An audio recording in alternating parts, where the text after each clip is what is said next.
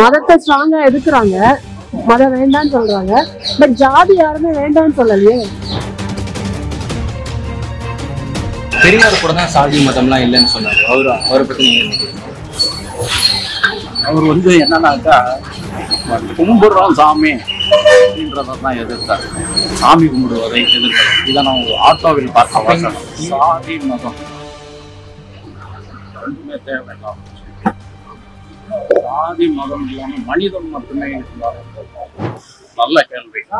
அரசியல் என்பது அதை பிரித்து பார்த்தோம் என்றால் அரசு பிளஸ் இயல் என்று வருகிறது.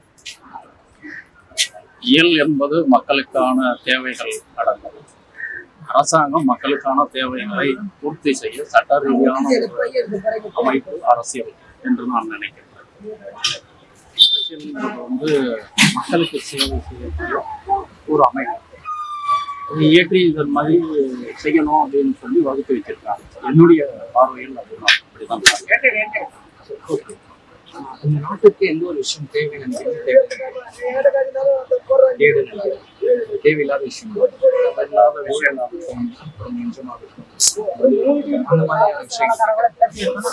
அதாவது எப்படி சொன்னோம்னா, நீங்க சொல்றதெல்லாம் தேவையில்லாத விஷயம் இருந்தாலும் சாதி மதம்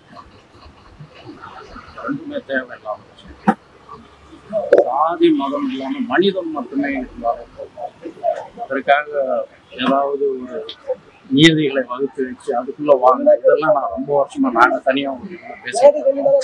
மனிதன் தான் தேவை. சாதி மதம் இதெல்லாமே மனிதனுக்கு மனிதனாகவே வச்சுக்கணும் சூன்யம் என்னுடைய பார்வை. மதத்தை ஸ்ட்ராங்கா எதுக்காதவங்க ஜாதி எதுக்க மாட்டேங்கிறாங்களே, எதுக்காக? என்னங்க, மதத்தை ஸ்ட்ராங்கா எதுக்குறாங்க, மதம் வேண்டான்னு சொல்றாங்க. பட் ஜாதி யாருமே வேண்டான்னு சொல்லலையே.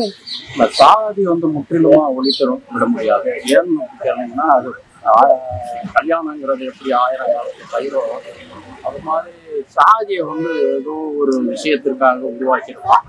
ஆனா அதையே பிடிச்சுக்கிட்டு வாழ்றதுங்கிறது இன்றைய காலகட்டத்தில் இளைஞர்கள் ஏற்றுக்கொள்ளலாம் இல்லை. ஒரு நல்ல விஷயமா பட்டாலும் அவங்களும் கெட்டு போயிடக்கூடாது. அவர்களுக்கு ஒரு கட்டுப்பாடு வைத்துக் கொண்டு வாழ்ந்தாலே போதும். சாதியை ஏன் சாதி நல்லிணக்க நாள்னு ஏன் ஒரு நாள் வைக்க மாட்டேங்கிறீங்க? மத நல்லிணக்க நாள்னு ஒண்ணு வைக்கிறீங்க, சாதி நல்லிணக்க நாள்னு சொல்லி எல்லா சாதிக்காரங்களும் ஏன் சேர மாட்டேங்கிறீங்க? உங்களுக்குள்ள ஒத்துமை இல்லை, நமக்குள்ள ஒத்துமை இல்லை. என்னையும் சேர்த்துதான் சொல்றேன், நமக்குள்ள ஒத்துமை இல்லை. எல்லாமே நமக்குள்ள ஒத்துமை வரணும்ன்ற விஷயத்தை இளைஞர்கள் சிந்திக்க ஆரம்பித்தாலே நாட்டுக்கு நாட்டுக்கு தேவையான விஷயம் தானா சேர்ந்தோம். சரி சரி. சினிமா பிரபலங்கள் இருக்காங்க, அவர்கள் அரசியலுக்கு வரதுக்கு என்ன ஒரு காரணமாகும்? அதாவது சினிமா நீதி சம்பந்தப்பட்ட விஷயங்கள் பேசிக்கொண்டிருந்தது. நாடகமா இருக்கட்டும், மகாபாரதம், ராமாயணம் அல்லது பைபிளை பற்றி இவைகளை நாடகமாக்கி காட்சிப்படுத்தி மக்களிடையே பொழுதை போக்கிக் கொண்டிருந்தார்கள். நல்ல விஷயத்தை நீதி சொல்லும் விஷயமா பரிணாம வளர்ச்சியில் சினிமா இந்த சினிமாவோட நீதி சொல்றவங்க அதன்படி நடந்துக்குவாங்கங்கிற ஒரு நம்பிக்கையில அவங்க முன்னாடி மக்கள் போறாங்க. அது அந்த சம்பந்தப்பட்டவங்க அதை உணர்ந்து அவர்களை திருப்திப்படுத்தினார்கள் என்றால் போதும். எனவே அவங்க வரக்கூடாதுன்னு யாருமே வரக்கூடாதுன்னு யாருக்கும் சொல்ல முடியாது. வரலாம். பிரபலங்கள் மேல் ஒரு அதீத பற்று, ஒரு நம்பிக்கை வைக்கிறார்கள். தமிழ்நாட்டில் இப்ப பாத்தீங்கன்னா இளைஞர்கள் அரசியல் ஈடுபாடு இருக்கிறார்கள். அவங்களுக்கு ஒரு இன்ட்ரெஸ்ட் யார் வேணா வரலாமே. அரசியலுக்கு ஈடுபாடோடு வர்றது அதை சட்டப்படி அது கல்வி முறையிலேயே கொண்டு வந்துடணும். எப்படி தமிழ், ஆங்கிலம், கணக்கு, அறிவியல், சமூக அறிவியல் இப்படியெல்லாம் ஒரு பாடம் வச்சுருக்கீங்களோ, அதுக்கு தனியாக ஒரு காலேஜ் வச்சு அதுக்கு ஒரு தனியாக பட்டப்படிப்புன்னு வச்சு அது பிரித்து பார்க்கறதுனாலதான் யாருக்குமே அரசியல் தெரியாமல் சின்ன பிள்ளைல இருந்தே கற்றுக் கொடுக்கலாம். பள்ளிக்கூடத்துலாம் கொண்டு வாங்க. பள்ளிக்கூடங்கிறது ஒழுக்கம் சார்ந்த விஷயம் மட்டுமாக இல்லாமல்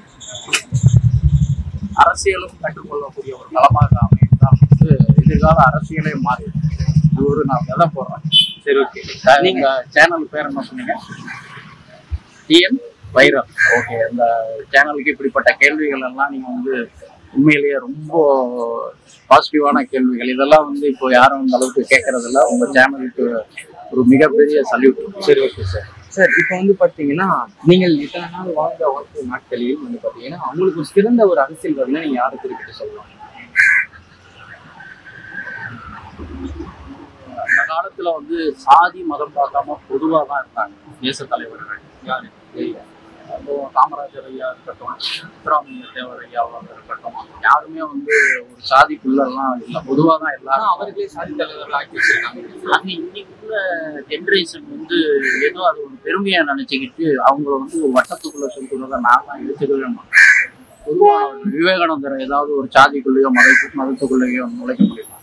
பொதுவான அரசியல் தலைவர்கள் இருந்தார்கள், அவர்களைத்தான் நாம் பின்பற்றோம். சிறந்த தலைவர் யாரு?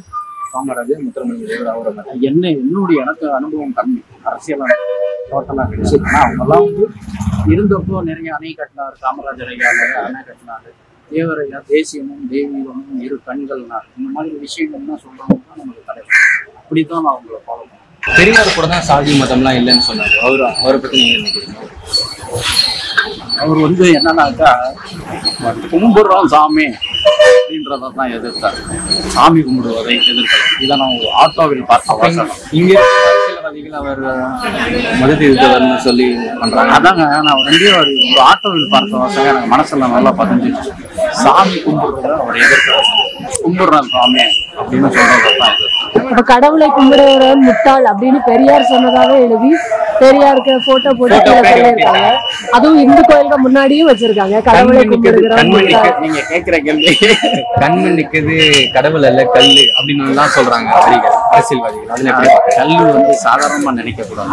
கல்லை மட்டும் பார்த்தால் கடவுள் தெரியாது, கடவுள் மட்டும் பார்த்தால் கல்லை தெரியாது. தசாவதாரம் என் தலைவர் கமல் பாட்டு. அது மாதிரி வந்து கல்லுன்றோம். அது வந்து கல்லு பாறையா இருக்கு, மலையா இருக்கு, தூளா கூட இருக்கு. கல்லு நிரந்தரம், நம்ம நிரந்தரம் இல்லாத வாழ்க்கையில நம்ம இருக்கோம். நம்ம சுமக்கிற இந்த கல் என்னைக்குமே நிலையா இருக்கும். அதனால கடவுளை வந்து அந்த கல்லுக்குள்ள கொண்டு வந்து வச்சிருக்காங்க. அவங்களுடைய பாயிண்ட் ஆஃப் பெரியார் ஐயாவுடைய பாயிண்ட் ஆஃப் வியூல வந்து இதுல உள்ள நிறைய மூட நம்பிக்கைகள் இருக்குன்றதான் அவர் வந்து சாடினார். இது என்னுடைய அனுபவம், அவ்வளவுதான். அவர் ஒரு மதத்துக்கு எதிராக வந்து பாக்குறாங்க அப்படிங்கிறது இன்றைய காலகட்டத்து மக்களுக்கு சரியா போய் சேரலன்னு தான் நம்ம எடுத்துக்கோம். ஓகே, தேங்க்யூ, நன்றி.